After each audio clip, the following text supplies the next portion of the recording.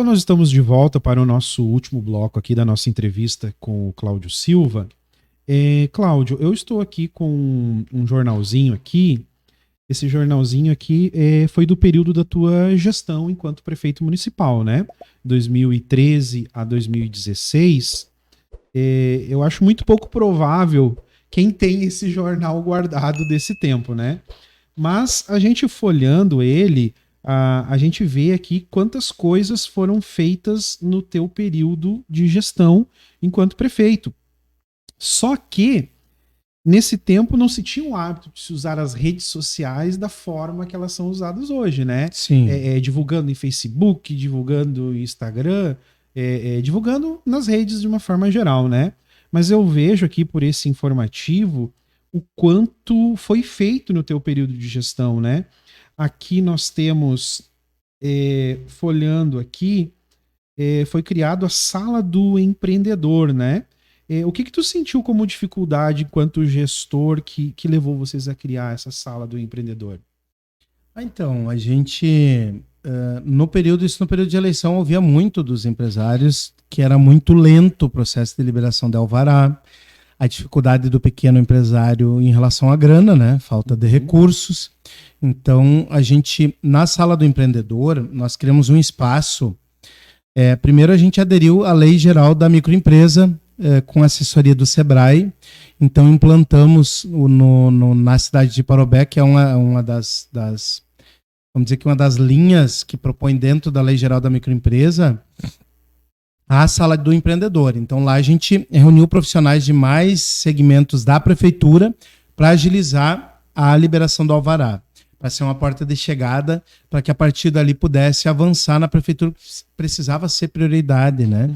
Não podia... Geração de emprego, claro. Renda, e tributos. E tributos, claro. Não podia a empresa querendo iniciar, querendo ali se construir, abrir emprego, e ela demorar um ano, como diziam que demorava para liberar o alvará. Então, a Sala do Empreendedor basicamente era isso. Era o lugar onde recebia pessoas, onde agilizou o alvará. Nós conseguimos implantar um alvará que demorava, à época, um ano, um alvará em 15 dias, que foi uma coisa fantástica para aquele momento. Fantástico. Hoje consegue muito mais rápido, tecnologia, sistema integrado. Ali naquele período que implantamos, entre 14 e 15, foi isso? 2014, 13, 14, não tinha, era muito difícil. Então, algo astronômico, liberar em 15 dias. O pessoal se impressionava. Era monitorado, tinha um protocolo dizendo quantos dias podia ficar em cada setor. Então, chegava um alvará no teu setor, passava vigilância sanitária, tributária, todos os setores, planejamento, chegava lá, tu já sabia, né? Que tu só podia ficar um dia ali, então tinha que correr atrás. O outro era 2 dias, para cumprir os 15 no máximo. Então, construímos isso, foi um grande sucesso, além do fundo de microcrédito, que essa sala também, através do governo do estado, ela intermediava e que repassou recurso para as empresas aí de toda a cidade. Perfeito. O microempreendedor individual surgiu dentro desta lei. O município pode, então, regulamentar a função do microempreendedor individual, que hoje é uma coisa tão comum. Foi no meu governo que iniciou em Parobé. É por conta dessa lei que a gente aderiu e aprovou na Câmara, então permitiu que o microempreendedor individual pudesse existir, regulamentando... O famoso MEI, né? O MEI. Regulamentando a informalidade, tirando as pessoas da informalidade. Sim. Isso foi um ganho do governo federal, né? A criação do MEI, assim, é extraordinário. Mas em outro momento nós vamos falar do MEI. Dá para falar só sobre isso. Dá para falar só sobre isso. Foi importantíssimo. Aqui é uma imagem de capa aqui, e eu tenho certeza que a maior parte da população de Parobé vai desconhecer isso, ou vai até mesmo acabar dando mérito para outras gestões, né? Mas aqui na matéria de capa, diz que no teu governo vocês conseguiram um investimento aqui de 6,5 milhões de reais para ampliação do Hospital São Francisco. Então quer dizer que essa ampliação que a gente está vendo hoje, finalizada, ela foi conseguida no teu governo, na tua gestão, isso? Sim. Na verdade, antecedendo o investimento, o Hospital São Francisco ele estava numa situação falimentar. 38 milhões de dívida. Nossa. No período de campanha, inclusive, virou mantra dizendo que se nós ganhássemos o governo, fecharia o hospital. Claro, depois, ele fecharia de qualquer jeito? Fecharia. Depois, quando ganhamos, que nós fomos entrar e conhecer melhor, a gente entendeu, diziam que de fato estava quebrado. Conseguimos resgatar esse hospital, tem a história de Parobé, né? Os meus pais descontavam na folha de pagamento deles um valor de 1% do salário mensal, era o valor que se descontava, para ajudar o hospital. E os empresários, as Alés especialmente, descontavam 1% da sua folha. Era um valor importante. Assim se construiu esse hospital. Entre trabalhador e patrão. O patrão, o valor era maior, mas olha o que é também uma família humilde tirar lá 1% da sua renda e pagar. Foi construído assim. E nós, então, o que fizemos? Regularizamos a situação do hospital, resolvemos a questão da dívida com o governo federal e também isso tinha muito dos valores ali de repasse previdenciário para os trabalhadores, né? A cota que precisava ser paga não era paga, enfim, resolvemos isso. Transformamos o hospital 100% SUS, porque ele era também tinha um valor da iniciativa privada, dos planos, à época tinha muitos planos, hoje já tem poucos, e os planos quebrando, a gente vê até o IP aí que está com muita dificuldade, sim, mas muitos planos que mantinham o hospital, a gente transformou ele 100% SUS, porta aberta. Eu acho que esse foi um dos marcos da tua gestão. Um grande marco. É um dos marcos, né? Grande marco, na saúde. Transformar o hospital 100% atendimento SUS. Isso, 100% SUS. E por que é importante a gente resgatar essa memória histórica? As pessoas esquecem. Sim. Ou esquecem, ou alguns, né, se fazem de esquecidos, mas são méritos da gestão do Partido dos Trabalhadores na cidade de Parobé, né? E essa verba para ampliação dele. O que a gente olha hoje, a gente vê, quando chega no hospital, chega na frente do hospital, você vê aquela parte da frente do hospital que parece quase que a recepção, a chegada do olhar externo, né? E o hospital inteiro você vê atrás. Pois sim, aquele hospital inteiro da parte de trás é o que nós construímos. É o que tem na foto de capa aí. Que legal. Então, essa obra toda foi desse período que a gente conseguiu o recurso através do governo do estado para essa construção.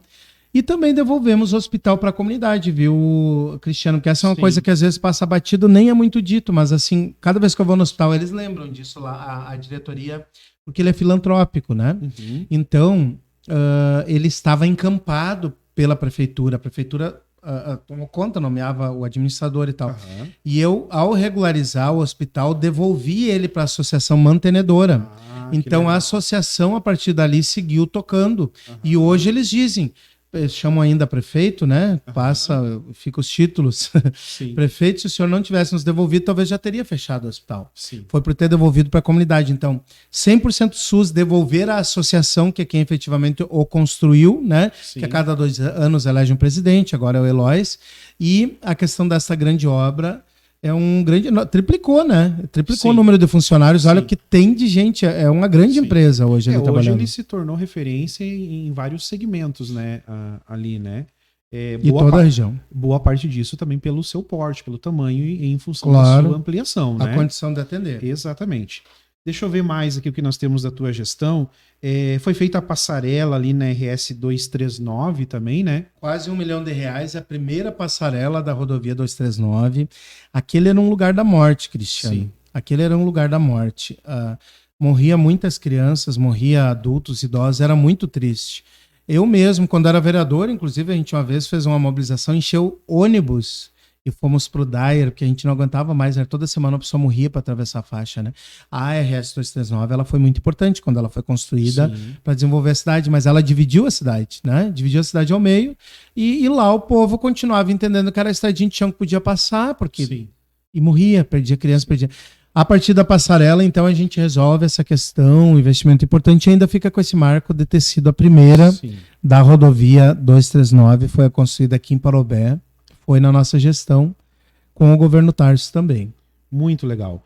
Marcos, assim, da tua gestão também,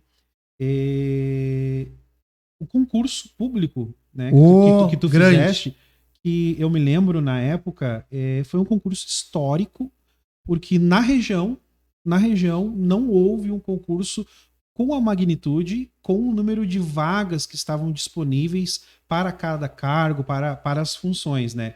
E eu sou fruto desse concurso, né? Eu fui nomeado naquele período. Eu passei nesse concurso, né? Mas enfim, quando tu assumiu a prefeitura, né?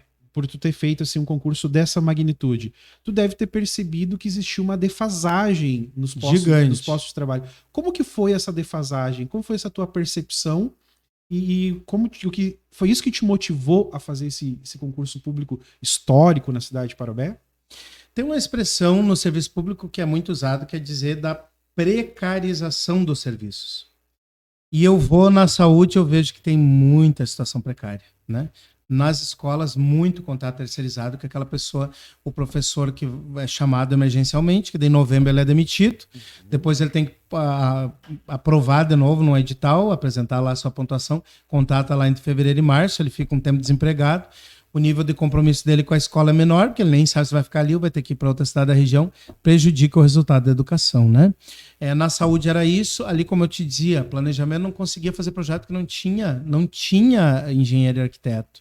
Então, a gente viu, bom, nós precisamos avançar, fazer o município pensar para muitos anos, não é para essa gestão. E verdade, olha, sair do governo, tu é um profissional jovem, tu vai contribuir muitos anos com os teus alunos, com a educação em Parobé, assim como todos os outros que passaram, quer dizer, tu passou no concurso méritos teus, assim como todos. E eu tive uma certa dificuldade que o pessoal de Parobé dizia, mas abriu um concurso para trazer gente de fora. Eu disse, não, o concurso é assim, a lei estabelece que a pessoa vai e disputa livremente, de Parobé ou de fora.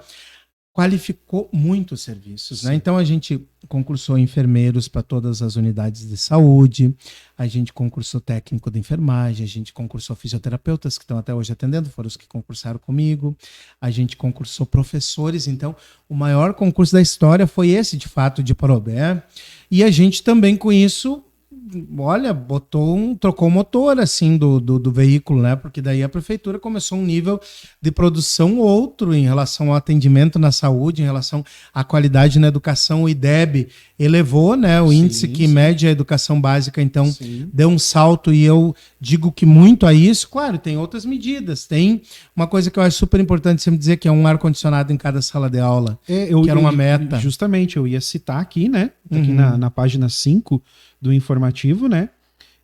Foi concluído um ar-condicionado para cada sala de aula das escolas municipais.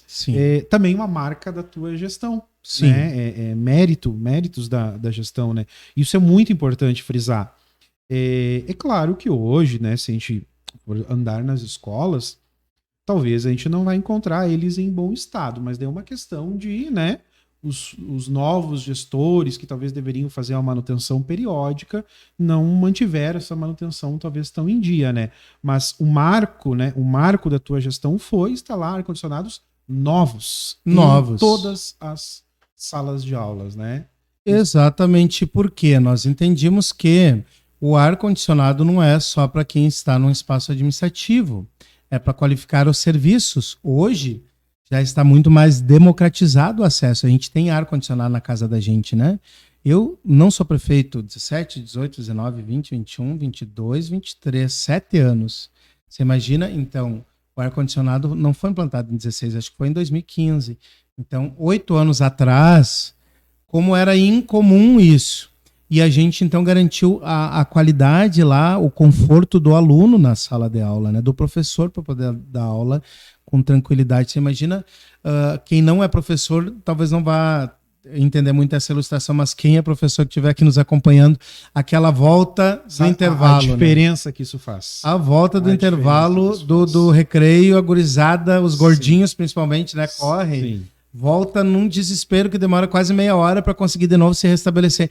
O ar-condicionado dá um clima melhor. Imagina manter aquela sala no calor depois, então, e mesmo seja no frio, fez uma grande diferença. Obviamente, precisava manter, garantir manutenção, substituição, aquisição de novos, né? Mas fomos nós, a gente marcou a história. O ar-condicionado em todas as salas de aula foi no meu governo. Antes não existia, talvez porque também não era tão democrático o acesso, de fato, não era comum. E, obviamente, não houve a decisão do investimento. Foi difícil, foi caro, mas compramos e colocamos em cada sala de aula. Isso é bem importante. Enfim, né? Aí demonstra a preocupação da gestão com a educação. Com a educação. Um concurso que concursou professores, ar-condicionado nas escolas, uma preocupação efetiva com educação. Com educação somado com, não sei se vai para adiante, mas sim. Vale Alimentação. Vale Alimentação foi marca da tua gestão. Marca, nós implantamos. Verdade. A licença maternidade de 6 meses. Outra marca da gestão. Então isso tudo, é claro que vai ao final desemboca onde? Na qualidade da educação. Exatamente. Porque também elevamos o IDEB no nosso governo, que é o índice que mede a qualidade da educação pelo governo federal, é quem mede. Porque nós tomamos essas decisões de investir, houve investimento, houve resultado, né? Então, acho que é assim que a gente também vai plantando, semeando para a educação avançar. Claro. Indo adiante aqui, na página 8 do informativo, tem as construções das UBSs, né? Também é uma marca da tua gestão. Aqui, nesse ponto específico, Cláudio, existe até algumas críticas na comunidade, né? Porque algumas UBS vocês terminaram, né? Fizeram lá a inauguração, colocaram ela efetivamente em funcionamento, mas outras vocês deram início, mas não foi possível terminar. Aí eu creio que a população precisa entender isso também, né? Em 4 anos não se consegue fazer tudo, né? Então é necessário uma outra gestão, uma nova gestão, né? Mais 4 anos para conseguir concretizar tudo que foi feito, né? Mas as que vocês entregaram no governo de vocês foi a OBS da Nova Parobé, correto? Temos aqui a da Coab também, vocês entregaram, né? E acredito que ficou mais algumas em andamento. Quais UBSs mais que ficaram em andamento no período da gestão? Na história da cidade, as unidades de saúde que tinham, elas eram muito pequenas, também atendendo a um período da história, né? De uma década de 80, algumas construídas, outra década de 90. Talvez teve uma que é a do bairro Laranjeiras, que é a última que foi feita. Essa era a que tinha condição de permanecer, permanece até hoje, inclusive é a única. Agora teve uma reforma dessa unidade. As outras todas não tinham condição, eram salinhas pequenininhas. Eu sempre uso o exemplo do bairro Vila Nova. Ela não passava 2 pessoas pelo corredor, assim, era impossível, né? Tinha lugar para 2 pessoas sentar, as outras ficavam na rua aguardando.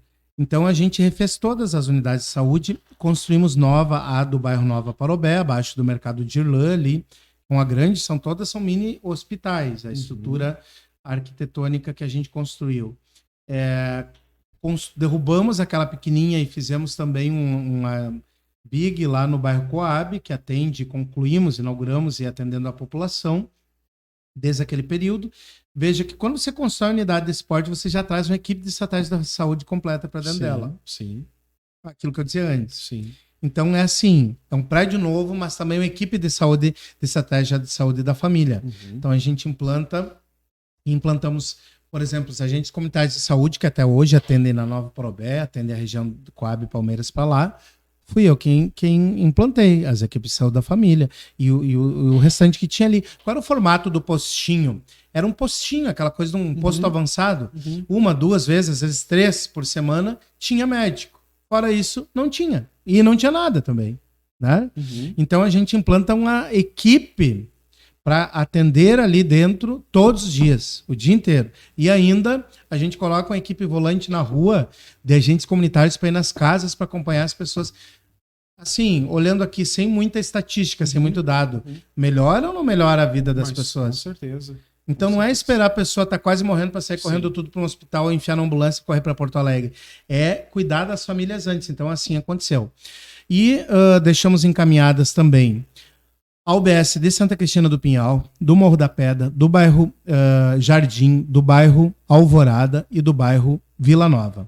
Mais 5. Construímos 2, inauguramos, entregamos, deixamos 5 em andamento. E mais a UPA do bairro Integração, que a gente deixou ela toda pronta, toda a estrutura erguida, parede, reboco, ela faltava pintura, fiação e a parte hidráulica. Ela ficou toda concluída também, mas como eu dizia, não deu tempo, né? Uma coisa que é importante salientar, né, para os ouvintes, que tu me falava antes, a dificuldade com a questão dos terrenos, né? Sim. Porque não foi só construir as UBSs, né? Quando você chegou na gestão, você se deparou com a dificuldade que não existiam terrenos da prefeitura, terrenos públicos nos locais para construir as UBS, Sim. né? E vocês tiveram que fazer o investimento de adquirir os terrenos. Como é que foi esse processo? Isso talvez remonta lá atrás com a história do êxodo, né? Ao mesmo tempo que também as pessoas vinham para a cidade, também as áreas públicas elas não eram muito cuidadas, acabavam sendo usadas. Quando vê tinha uma casa, quando vê já estava há muitos anos, já não conseguia mais reaver aquela área pública. Resumo da ópera, nós então vamos fazer projetos para encaminhar para o governo federal. Não temos equipe, então vamos fazer concurso. Agora temos equipe, fazemos projeto para enviar para o governo federal. Quando vai identificar as áreas, mapeia. Daí agora a equipe aqui, a primeira tarefa de vocês, mapeia todas as áreas públicas da cidade, né? Mapeia, porque tu vê a área ali vazia, tu acha que é do município, mas tu tem que ver a escritura, ver a matrícula, né, no registro de imóveis. Então era essa a tarefa da equipe lá do planejamento primeira. Mapear toda a cidade, a área pública, para a gente ver onde iria construir essas novas obras. Não tinha. Então, nós tivemos que negociar aquela área de terra do bairro Alvorada, onde tem o UBS. Nós tivemos que fazer lá com o loteamento que viria, uma área que era de um lugar, precisamos organizar. Precisamos fazer desapropriação, negociar área de terra lá no bairro Vila Nova. Bairro Vila Nova que era o fundo dos calçados Saft, lá um terreno que está ali, que eu até desconfio que tenha sido o próprio Saft que doou para o município construir o postinho e atendeu lá por 20 anos e serviu bem. Não dava para construir nada lá, não tinha espaço. Tivemos que também área de terra. No Santa Cristina do Pinhal, imagino que é interior, que normalmente tem muita terra, não tinha área pública. Lá não teve onde a gente tivemos que comprar uma área de terra.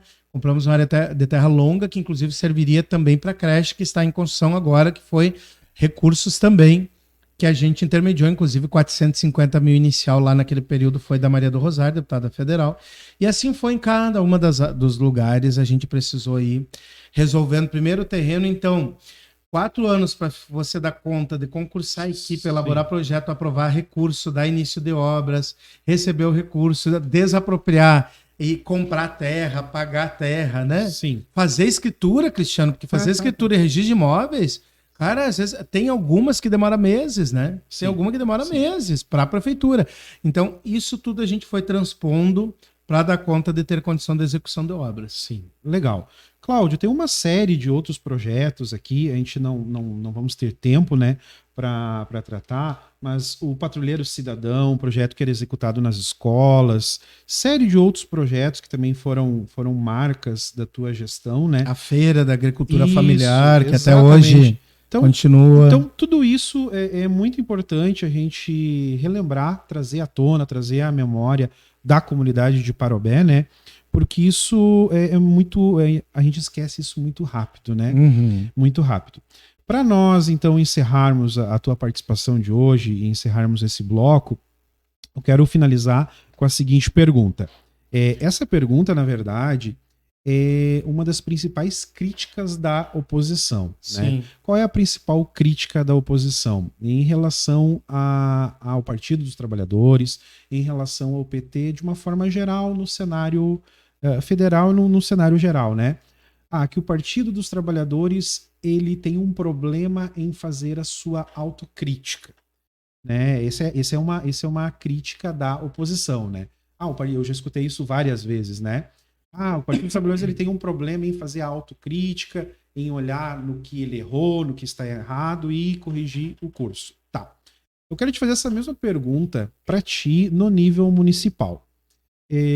Hoje, se você tivesse essa oportunidade de novamente ser gestor na esfera municipal, né, prefeito novamente da cidade, do município de Parobé, o que tu faria diferente? Bem com essa ideia de autocrítica, tá? O que talvez não foi tão bom na tua gestão assim, que hoje pela tua experiência, você, quem sabe, faria um pouco diferente?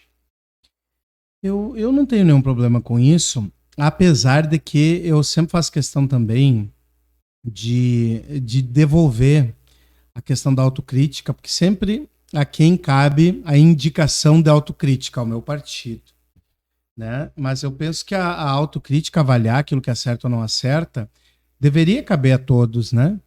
Mas nós não ficamos dizendo e vocês vão fazer autocrítica, né? Até porque não fazem, mas faço com tranquilidade. Deixa eu te dizer que talvez, olhando esse mesmo jornal que tu folheia e tu próprio me diz, bom, hoje não, tá certo que eu também falo bastante, né? Então, às vezes não dá tempo para dar conta de falar sobre cada item. Mas a verdade, brincadeira à parte, apesar de ser verdade que eu também falo muito, a verdade é que são muitas ações,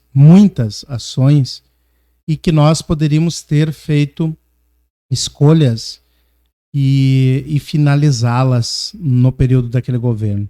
Talvez o erro foi justamente nós termos acreditado que teria oportunidade de um próximo governo. Não foi possível, a gente passaria por um período eleitoral, né? Então, eu, por exemplo, na saúde, elegeria algumas prioritárias e não faria todas essas. Então, obviamente, nós poderíamos ter feito escolhas, ter eleito prioridades, por exemplo, na saúde. Eu penso que todas essas ações que nós desenvolvemos, implantamos e outras que nem falamos, como o programa Melhor em Casa, que visita as pessoas acamadas, que é uma coisa fantástica também. Fomos nós que implantamos. Até hoje ele funciona. Então, com esses programas e algumas das UBSs, ao invés de eu ter deixado, por exemplo, 5 UBSs, todas as que estão aqui em andamento, ter deixado creches que não falamos em construção, lá na Colina do Leão ainda não foi concluída, foi eu que iniciei, a Escola de Educação Infantil lá, no Residencial Azaleia, de ensino fundamental do Residencial Azaleia, a gente poderia talvez ter feito uma dessas escolas e focado e dado conta de concluí-la. Ao invés de deixar 5 UBSs em andamento, eu trabalharia hoje. Bom, se eu der conta de fazer 2, talvez eu conseguiria fazer mais uma. Então, faria 3 e não deixaria as outras 4 em andamento, né? Então, eu penso que esta foi a decisão que nós deveríamos ter feito de outra maneira. Ter focado mais. A pavimentação de ruas, nós pavimentamos muitas ruas, mas sempre há muita necessidade, acabamos não falando sobre isso também. Eu acho que também é um ponto importante a questão da manutenção das ruas e do centro da cidade, porque eu noto que há muito isso, assim, um descontentamento dos moradores também do centro. O centro é o lugar onde todos os bairros circulam, então também é importante. A gente tem que cuidar da manutenção dos bairros, a gente tem que cuidar do centro da cidade, né? A gente precisa avançar em saúde perto das pessoas, a gente precisa qualificar a educação, eu penso que é por aí garantir a segurança pública. Então, assim, nesse tripé, ou talvez nessas 4 frentes, precisa ser o principal e o restante a gente vai dar conta conforme as pernas, né? Então, a gente fez muitas frentes, na maioria delas a gente conseguiu dar início, concluir a obra, ou manter os projetos até o final, todos, que inclusive todos foram depois desconstituídos, os nossos projetos sociais, né? De contraturno, na área do esporte, vários. Então, isso eu faria de autoavaliação. A gente poderia focar mais, definir áreas prioritárias e regiões, territórios, bairros, né? Finaliza aquela obra e depois senta com a comunidade de novo e rediscute, porque eu acho que essa é a grande questão. Ouvir a comunidade, a gente se comprometer, bom, agora o próximo período vai ser nessa região ou nessa pauta a partir da orientação que a população nos traz. Então eu diria que isso, talvez nisso nós tenhamos amadurecido e isso era o que a gente teria condição de também entregar mais. Olhar para frente, fazer muito, mas fazendo de maneira a iniciar e concluir dentro do mesmo período da gestão. Apesar que tudo aquilo que eu não concluí não foi nada que deixaram para mim, tá, Cristiano? É importante também ao finalizar tudo dizer. Iniciado do zero, né? Exatamente, desde a aquisição da área de terra. Então, eu acho que seria mais justo as pessoas cobrarem, prefeito, tu não terminou a obra, que o outro deixou, tu não conseguiu terminar. Que é o que acontece hoje. Todas as obras que eu deixei, olha, 90% delas não conseguiram terminar. Está em andamento, mas não terminou. Então, assim, isso sim, eu acho que seria constrangedor. Agora, eu sou cobrado porque eu iniciei as obras todas, eu fiz o projeto de todas elas, eu adquiri terra para todas elas, né? Então, faço essa autocrítica e entendo que realmente precisava ser dessa maneira. Acho que a gente não deveria trabalhar de forma tão ampla, precisava focar mais. Por outro lado, também já faço junto à defesa, né? Se está em andamento, fui eu que iniciei. Eu não recebi nada em andamento para concluir. Perfeito. Então, estamos caminhando para o nosso encerramento aqui do nosso podcast Arquivo X. Cláudio Silva, foi uma satisfação ter esse bate-papo contigo nesta noite e queremos te desejar aí sucesso quem sabe nesse futuro pleito aí, né, para a cidade de Parobé. E nós desejamos sempre o melhor para o nosso município de Parobé. Cláudio Silva, um abraço. Obrigado, Cristiano. Tchau, gente.